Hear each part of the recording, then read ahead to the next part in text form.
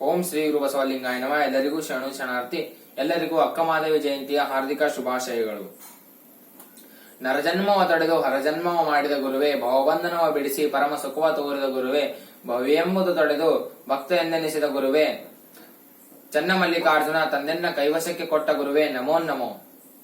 ಆಧ್ಯಾತ್ಮಿಕ ಕ್ಷೇತ್ರದಲ್ಲಾಗಲಿ ಸಾಹಿತ್ಯಿಕ ಕ್ಷೇತ್ರದಲ್ಲಾಗಲಿ ಸ್ತ್ರೀಯರು ಪುರುಷರಿಗಿಂತ ಕಡಿಮೆಯಲ್ಲ ಎಂದು ಸಾಧಿಸಿದವರು ಅಕ್ಕ ಮಹಾದೇವಿಯವರು.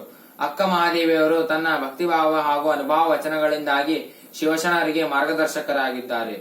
ವೀರ ವೀರಾಗಿಣಿಯಾಗಿ ವಚನಕಾರ್ತಿಯಾಗಿ ಅಕ್ಕ ಮಹಾದೇವಿಯವರು 12ನೇ ಶತಮಾನದಲ್ಲಿ ಪ್ರಕಾಶಮಾನವಾದ ತಾರೆಯಾಗಿ ಬೆಳಕು ಚೆಲ್ಲಿದ್ದಾರೆ. ಅಕ್ಕ ಮಹಾದೇವಿಯವರು ಚೈತ್ರದ ಶುದ್ಧ ಹುಣ್ಣಿಮೆ ಎಂದು ಶಿವಮೊಗ್ಗ ಜಿಲ್ಲೆಯ ಶಿಕಾರಿಪುರ ತಾಲೂಕಿನ ಉಡುತಡಿ ಎಂಬ ಗ್ರಾಮದಲ್ಲಿ ನಿರ್ಮಲ ಶೆಟ್ಟಿ ಮತ್ತು ಸುಮತಿ ಎಂಬ ದಂಪತಿಗಳ ಮಗಳಾಗಿ ಜನಿಸಿದರು.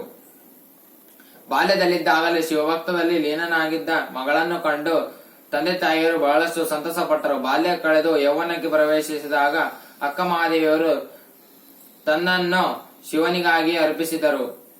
ಒಮ್ಮೆ ಕೌಶಿಕ ರಾಜನು ಅಕ್ಕ ಮಹಾದೇವಿಯವರ ಸೌಂದರ್ಯಕ್ಕೆ ಮಾರು ಹೋಗಿ ಅವರನ್ನು ಮದುವೆಯಾಗಲು ಇಚ್ಛಿಸಿದನು. ಆಗ ಅಕ್ಕ ಮಹಾದೇವಿಯವರು ರಾಜನೊಡನೆ ದ್ವೇಷ ಉಂಟಾಗದಂತೆ ಕೆಲವು ಷರತ್ತುಗಳೊಂದಿಗೆ ಮದುವೆಯಾಗಲು ಒಪ್ಪಿಕೊಂಡರು. ಕೌಶಿಕ ರಾಜನು 3 ತಪ್ಪುಗಳನ್ನು ಮಾಡಿ ವಚನಭ್ರಷ್ಟನಾದನು.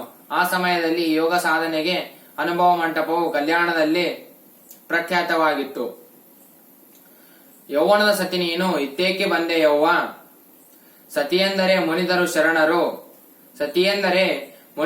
ಶರಣರು, ನಿನ್ನ ಪತಿಯ ಕುರು ಹೇಳಿದರೆ ಬಂದು ಇಲ್ಲಿ ಕೊಳ್ಳಿರು, ಅಲ್ಲದಿರೆ ತೊಲಗು ತಾಯಿ ಎಂದು ಅಲ್ಲಮ ಪ್ರಭುದೇವರು ಪ್ರಶ್ನಿಸಿದರು. ಆಗ ಅಕ್ಕ ಮಹಾದೇವಿಯವರು ಚನ್ನಮಲ್ಲಿಕಾರ್ಜುನನೇ ನನ್ನ ಗಂಡ ಎಂದು ಸ್ಪಷ್ಟವಾಗಿ ಹೇಳಿದರು. ಅಕ್ಕ ಮಹಾದೇವಿಯವರು ಹಲವಾರು ವಚನಗಳನ್ನು ರಚಿಸಿದ್ದಾರೆ. ಚನ್ನಮಲ್ಲಿಕಾರ್ಜುನ ಎಂಬ ಅಂಕಿತನಾಮದ ಜೊತೆಗೆ ಅಕ್ಕ ಮಹಾದೇವಿಯವರ ಸುಮಾರು ಹಲವಾರು ವಚನಗಳನ್ನು ಲಭಿಸಿವೆ. ಅಕ್ಕ ಮಹಾದೇವಿಯವರು ಶ್ರೀಶೈಲದ ಕದಳಿಬನ ಎಂಬಲ್ಲಿ ಚನ್ನಮಲ್ಲಿಕಾರ್ಜುನನ್ನು ನೆನೆಯುತ್ತಾ ಲಿಂಗೈಕ್ಯರಾದರು. ಶರಣು ಶರಣಾರ್ಥಿ.